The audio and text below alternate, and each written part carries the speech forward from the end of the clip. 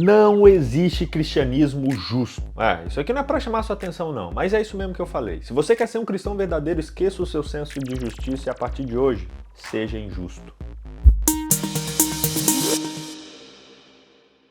Sejam muito bem-vindos a mais um Resenha, mais um dos nossos estudos semanais aqui, onde a gente estuda a Palavra de Deus através do seu guia de estudos da Escola Sabatina. Nessa temporada estamos estudando lições sobre uma vida de doação e, gente, está sendo muito mais profundo do que eu imaginava. Olha, a gente olha para a palavra doação, a gente só pensa em nossas atitudes com os mais necessitados, etc. Mas a verdade, gente, é que ela envolve muitas esferas da nossa vida espiritual. E eu tô aprendendo muito com isso e te pergunto, você tá gostando dessa nova temporada? Tá gostando? Se sim, comenta aqui embaixo. Tô gostando, BJ. Quero saber se estamos fazendo um bom trabalho aqui, beleza? Combinado? Comenta aqui embaixo também o que você tem achado. Se você tiver algum testemunho do que você tem aprendido e tem vivido, coloca aqui também. Vamos fazer uma sala de estar, um bate-papo aqui nesse nosso comentário, beleza? Sabe, o meu pai ele é meio maluco por natureza. A casa que eu cresci, ela tinha aproximadamente 50 tipos de árvores diferentes. Tinha graviola, manga, abacate, siriguela, amora, goiaba, tinha tudo, gente. Só que a árvore mais favorita dele, sem dúvida, era uma parreira de uvas. O meu pai conseguiu fazer nascer uva no cerrado. Ele tinha um cuidado tremendo com aquela uva. Ele podava 2 a 3 vezes por ano, ele ficava atento com a água, sabe? Ele olhava a posição certinha dos ramos para que ela crescesse corretamente. Era quase uma filha para ele. Mas eu me lembro da decepção nos olhos dele quando ele via que pessoas que passavam pela rua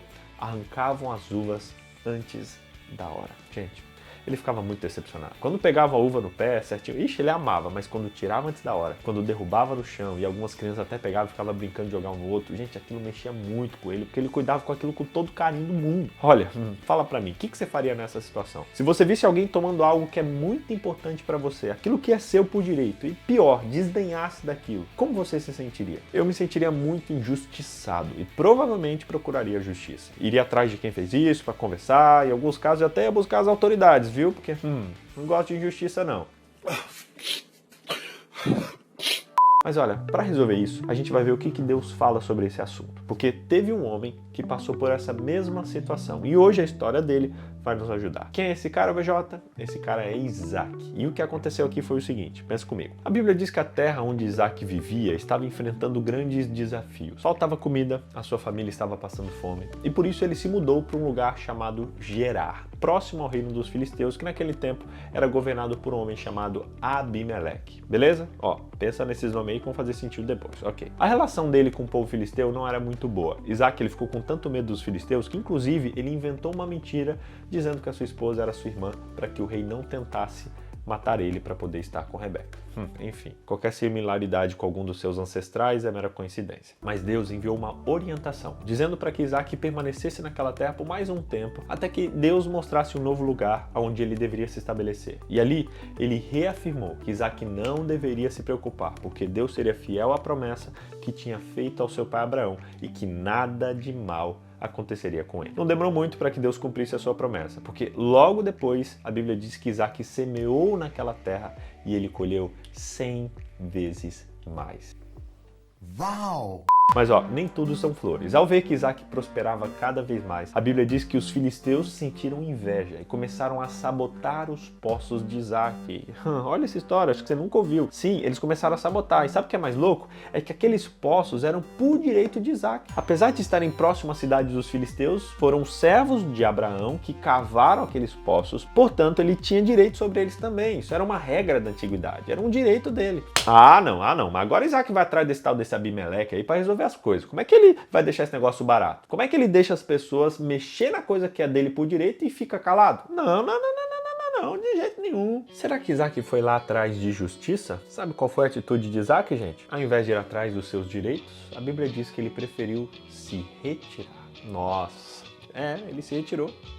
Aí você pensa, BJ, não, tá aí tudo bem, ele preferiu a paz, não quis se meter em encrenca, beleza, eu entendo, já que não vale a pena caçar confusão por causa disso e tal. Mas olha, Isaac ele foi até outros poços que também pertenciam ao seu pai. Teve todo o trabalho de recavar, de tirar as pedras que estavam em cima, de ajustar tudo ali e se estabeleceu naquele poço de novo. Se não bastasse, olha o que os filisteus fizeram. Os servos de Isaac cavaram no vale e descobriram um veio de água, mas os pastores de Gerar discutiram com os pastores de Isaac dizendo: a água é nossa. O texto continua dizendo, por isso Isaac deu ao poço o nome de Ezeque, porque discutiam por causa dele. Você pensa, não, BJ, não, aí já é brincadeira. Não, tá, vamos lá. paciência, paciência, paciência. Porque crente tem que ter paciência e Isaac, ele tinha muita paciência. Ele fez outro poço, o povo foi atrás dele de novo brigar pelo poço. E o que Isaac fez? Agora ele brigou, agora ele tretou. Não, Isaac mudou. A Bíblia diz que então seus servos cavaram outro poço, mas eles também discutiram por causa desse outro poço que ele chamou de Sitna.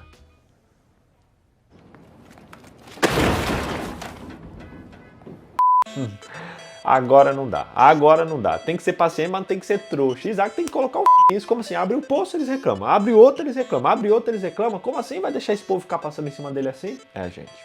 Gente, eu também ficaria indignado. Nesse ponto da história, várias perguntas nos vêm à mente. Primeiro, por que Deus não falou logo para onde ele deveria ir? Segundo, por que deixar Isaac ali passando esses perrengues? Mas o verso que vem a seguir muda toda a história. Isaac, pela quarta vez, se muda, cava mais um poço e ali se estabelece. Até que então, ele recebe uma visita inesperada. A Bíblia diz que, por aquele tempo, veio a ele Abimeleque de Gerar com Alzate, o seu conselheiro pessoal, e com Ficol, o comandante dos seus exércitos. Isaac então lhe perguntou: por que me vieram ver, uma vez que vocês foram hostis e me mandaram embora? E eles responderam: vimos claramente que o Senhor está contigo. Por isso nós dissemos: façamos um juramento entre nós. Queremos firmar um acordo contigo. Uau, olha só o que esse texto diz. No fim das contas, a atitude de Isaac e a vida de Isaac frente a todos esses desafios mostrou para os inimigos dele o tamanho do seu Deus. Isso é muito forte. Primeira lição que eu quero deixar com você é: não priorize bens. A história de Isaac mostra que a gente não tem que ficar lutando por um poço, mesmo que ele seja nosso por direito. Sabe, gente, Isaac não foi trouxa, não. Lá no fundo, aquilo era só um poço, algo material que para ele não ia fazer muita diferença naquele momento, embora fosse algo importante, ele podia sair e resolver o negócio de novo. Eu não quero te ensinar aqui que você vai ficar aceitando todo tipo de injustiça que é feita contra você. Não. Na verdade, nós, como cristãos, somos chamados a estabelecer a justiça na terra. Mas em alguns momentos, você vai ter que colocar na balança o que realmente importa para você. Isaac, ele não queria trocar a paz dele, a paz com seu vizinho, por um poço, por mais importante que ele fosse. Sabe, isso pra gente é um convite direto para você parar de se preocupar com seus bens, porque o reino de Deus e no reino dele, tudo é provisão e tudo é consequência de uma vida de fidelidade. Aqueles que consideram o ganho material como o objetivo supremo da vida, eles acabarão colocando a si mesmo e as suas famílias aonde Deus não pode abençoá-los. Lembre-se sempre da história de Ló, que a gente já inclusive estudou na semana passada. Ele foi para Sodoma buscando ali conforto, buscando ter prosperidade, e no fim das contas, o que ele ganhou com tudo isso? Você já sabe. Quando a gente prioriza os bens, nós entramos em um grande risco, porque Satanás ele assume o controle da situação e com frequência o resultado é muito ruim. Ixi, só de ouvir falar.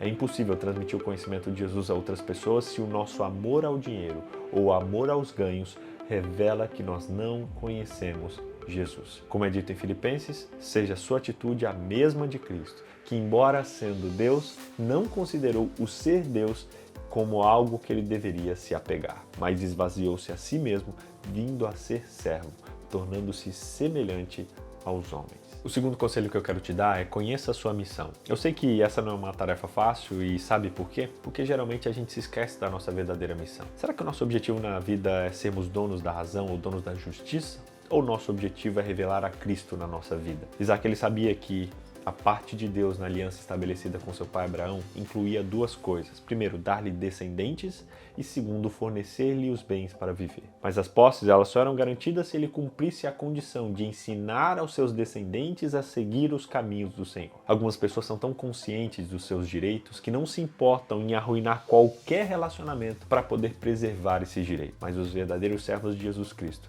sempre vão considerar o relacionamento com Deus e com seus semelhantes como de maior importância do que qualquer ganho material. Assim como Abraão fez com Ló e Isaac fez com Abimeleque, eles não hesitaram em sofrer perdas materiais, se fosse necessário, para refletir o caráter generoso do seu mestre e levar outras pessoas a ele. Quando a gente imita Cristo, nós somos capacitados pelo Espírito Santo a colocar as outras pessoas em primeiro lugar, mesmo quando estão tentando nos prejudicar. Porque pra gente, tanto faz. A gente está aqui para honrar a Deus e não para agradar as pessoas ou para fazer justiça com elas. Nós não somos chamados a fazer isso por fraqueza, por covardia, mas pela fé. O terceiro ponto que fica para nós é: como fazer isso? como aceitar tudo isso? O tipo de generosidade que Isaac demonstrou nos seus relacionamentos e nas suas finanças só é possível quando alguém compreende o poder de Deus, quando alguém compreende o amor de Deus e também quando alguém entende a sua missão de ser bênção para todas as nações da terra. Essa atitude, ela vem de uma confiança que existe em um Deus no céu, que está ativamente envolvido nos negócios humanos. Deus cuida dos nossos direitos e no devido tempo, Ele vai corrigir todas as injustiças dessa terra. Sabe, a gente pode fazer isso também quando a gente tem a certeza de que os nossos ganhos ou perdas circunstanciais não têm poder de interferir na decisão de Deus de continuar nos abençoando. Por outro lado, quem não confia no Senhor como seu defensor continuará lutando para alcançar um lugar privilegiado ou prejudicará relacionamentos enquanto luta para defender o que acredita ser seu por direito. Tais pessoas sempre vão colocar o dinheiro e os ganhos em primeiro lugar. Como também acontece na nossa vida, Deus usou todos esses aborrecimentos, não apenas para desenvolver o caráter de Isaac, mas também para conduzi-lo a lugares aonde ele deveria viver. Os melhores lugares do mundo são aqueles onde Deus indica que deveríamos estar. Basta confiar que Deus sempre vai nos guiar. Quarto ponto e quarto aprendizado é faça como Jesus fez. Sabe, de que maneira a gente tem que tratar aqueles que cometem injustiça contra nós? Como eles merecem ser tratados ou como nós somos tratados pela graça de Deus? Parafraseando Goten, se nós tratamos as pessoas como elas merecem, a gente pode tirar delas a oportunidade de se tornarem o que elas podem se tornar. Cristo, ele foi o nosso exemplo. Nada ele fez para justificar e livrar. Ele confiou sua causa a Deus. E assim os seus seguidores não devem acusar nem condenar ou recorrer à violência para se livrarem. Temos que sempre confiar em Deus. Afinal, Ele cuida da nossa vida, Ele cuida das nossas decisões e com certeza Ele vai nos abençoar. Entenda na lição de hoje que não é fraqueza você abrir mão de um direito ou por amor a outra pessoa, ou por amor à paz, ou por amor a manter um relacionamento. Você dá um passo para trás e deixar a pessoa levar. Como a Bíblia diz, se alguém bate numa face, dê a outra. Demonstre através das suas atitudes que você não precisa de coisas para viver. Você não precisa de coisas para ser abençoado. A bênção de Deus, ela é independente do que você segura ou do que você deixa aí. Sabe, quem fica apegado aos bens materiais é uma pessoa escassa, uma pessoa que acha que nunca mais vai conseguir recebê-lo de novo. Mas nós, como servos amados de Deus, quando abrimos mão do bem por amor ao próximo ou por amor à paz, podemos ter a certeza que o mesmo Deus que nos abençoou para receber aquilo, pode e vai nos abençoar muito mais para que aquilo seja recuperado ou para que tenhamos muitas vezes mais daquilo que deixamos ir. Quando nós permitimos que algo saia, nós demonstramos fé de que Deus vai colocar algo no lugar. Que Deus abençoe sua vida e que Ele te ajude a parar de ficar causando problema, causando treta e prejudicando relacionamentos para segurar coisas que se vão e coisas que o tempo leva, que o tempo estraga. Que você priorize os relacionamentos, priorize a Deus e que assim você demonstre que o seu amor não está nas coisas, mas está no Deus que promete sempre cuidar de você e que é muito maior do que qualquer coisa que nós podemos ter. Resumindo, primeiro, seja como Isaac. Vá aonde Deus mandar. Segundo, não seja apegado a coisas materiais. Deixa aí, deixa aí. Terceiro, considere os relacionamentos mais importantes do que as pessoas. E quarto, trate as pessoas como Cristo trata você. Com graça, com amor e com misericórdia. Que Deus abençoe você.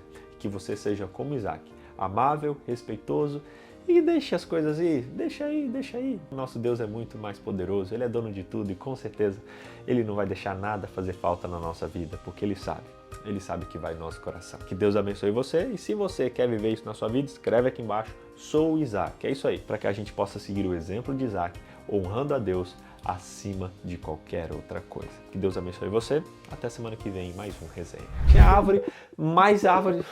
Até onde Isaac estava, a terra onde Isaac estava enfrentava grandes... Mas ó, Deus ele enviou uma orientação. Lá no fundo, aquilo lá para poder... quando nós abrimos a mão para que algo